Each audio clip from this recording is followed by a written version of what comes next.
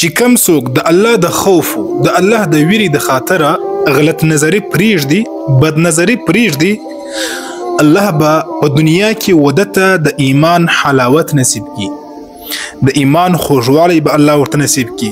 بیا به دی د خپل ایمان په خوږوالي باندې پوهیږي، بیا به دی وایي چې الحمدلله الحمدلله. چې کم څوک د الله د خوف د الله د خاطره غلط نظری پریږدي. غلط نظری څه ته وایي؟ موبایل دی راواړوئ، نامحرمه زنانې درته راغلی مخې ته، هغه واړوه. هغسې یو غلط عکس د غلط تصویر مخې ته درته راغلی، سترګې جن پټې که، هغه واړوه.